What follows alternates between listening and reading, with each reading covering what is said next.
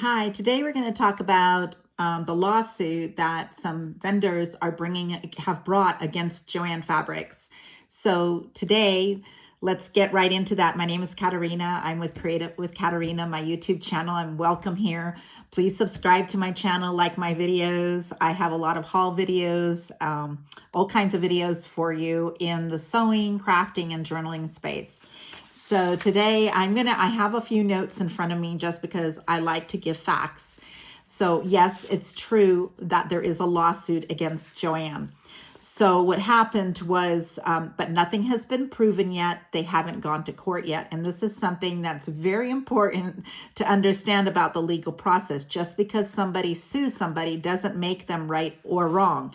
So we just have to see how this plays out in court. So Joann emerged from their first bankruptcy in April of 2024. And then they told the vendors, according to the vendors, that they were stable. Obviously, we all believe this news because of the fact that vendors were supplying them. So vendors continued to ship fabric supplies and also trusted Joann's credit.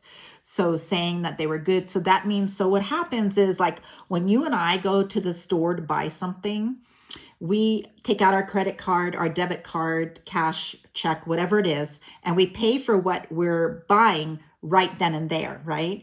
And if we're running a small business, a lot of times we also pay cash, what we call cash due upon the sale, right? So a lot of times that's how I run my business. Now, doesn't mean I always will, because as I continue now on some of my businesses, they are cash only. I don't mean it that way. I mean it from an accounting perspective. So I don't get to advance, like, someone can't send me stuff and then invoice me 30 days later. I can set myself up that way, but I've chosen not to. Now, as you grow, sometimes you have to do that. In big companies, what they do is the vendors will send them the products and they don't pay for them right away. It's like a 30 days before they pay. So it gives you a chance to sell the stuff. And then once you sell the stuff, then you pay. So a lot of businesses are run like that. I just don't run mine like that. But that doesn't mean it's right or wrong either. It's just, I don't want to have that over my head, that stress. So I just don't do it that way. So if I can't buy something, I just don't buy it. Of course, that doesn't let me grow in the way that you would want to grow. So what happened was the vendors then, so that you can have either a 30 days to pay, 60 days, 90 days. It just depends on the agreement you have with your vendors. So the vendors had one of those kinds of agreements, and Joann's did not pay for those products when they were delivered to the store. So now the vendors are accusing Joann of, number one, not being truthful to them about the state of it and extending that credit when they shouldn't have been extending that credit. So then Joann posted $92 million in net losses. Okay, that's net losses that summer. And then they filed for a second bankruptcy in January of 2025. And then all of their stores were closed by the end of May.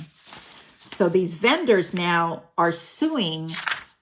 They can't really sue Joann's because it's no more. So they're suing the executives from Joann's. And one of those is their CEO, Michael Prendergast. And then they're suing other people as well.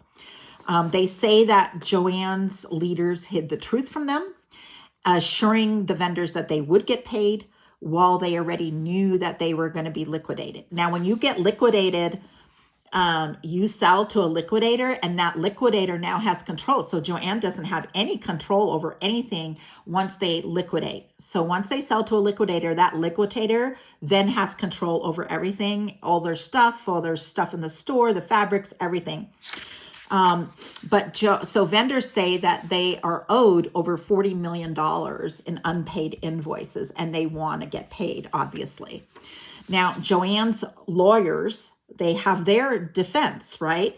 And they're saying that they can't proceed with those claims, that the people that are suing them, so the vendors suing Joann's, can't sue Joanns. Okay, so this is what's going to go in front of the judge. They cannot sue those people at Joanns because these claims can't move forward because they were wiped out in bankruptcy. So what Joanns is saying, that all that debt was wiped out in there when they filed bankruptcy and they went through bankruptcy, that all that debt was wiped out, so they don't have to pay the vendors. So this case is in the courts right now, and there's going to be judges that look at both sides. They're going to see which side they're going to, side with. They're going to look at the bankruptcy law and what type. It also depends on what type of bankruptcy that Joann had filed, because there's many different kinds. Now, I'm not an attorney. I'm not saying legal advice. I'm not saying what's happening. And I'm not accusing anybody because I don't know. I wasn't there. And when these stories come out, I don't like to spread rumors. So I'm only giving you the actual facts. So there has been no determination. The vendors say they want justice. And Joann says, I'm sorry, we are not liable for this because we already went through bankruptcy. And there is that part of me that's saying, can those individuals, so there's this thing about negligence, right? And you can sue somebody even if they're in a corporation, if they did something unlawful or negligent ways. And so maybe that's how they're being able to sue these executives. I'm not sure how they can sue the executives themselves. But again, my brother's an attorney and I talk to him about stuff like this all the time, but I'm not an attorney, so I don't know.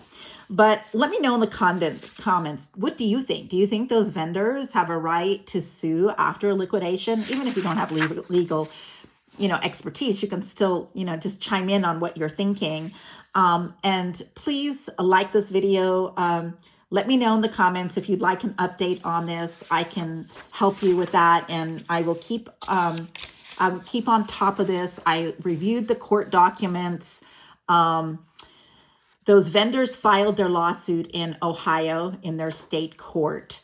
And they are claiming that Joann executives misled them about the company's post-bankruptcy financial health. That was the first bankruptcy, remember? So they filed bankruptcy twice. So then, but they filed a Chapter 11. I missed that. So they did file in 2024, of April 2024, they filed a Chapter 11 bankruptcy. So each Chapter 7, Chapter 11, restructuring, they all are different, have different rules and different laws you have to follow. And so now after they're doing the second bankruptcy, that's what they're saying, that they don't have any liability after that. So now the lenders, now there's lenders as well to do with Joann's. They require Joann to set aside $10 million for debts in cash during this period of time. And the vendors are also stating, we don't know if it's truthful or not, but this is what they're saying. The vendors are saying that Joann's promised that they would pay them, and that the payments were late due to clerical errors. So that's why they were late in their payments. And so, and that they would be shortly resolved. So that might have something to do with the case, because then you're saying in front of the judge that you have this, if the vendors have this evidence, then they're saying, well, hey, they promised to pay us and they still didn't pay us. And they said it was due to something else, not because of the bankruptcy. And now they're saying it's because of the bankruptcy.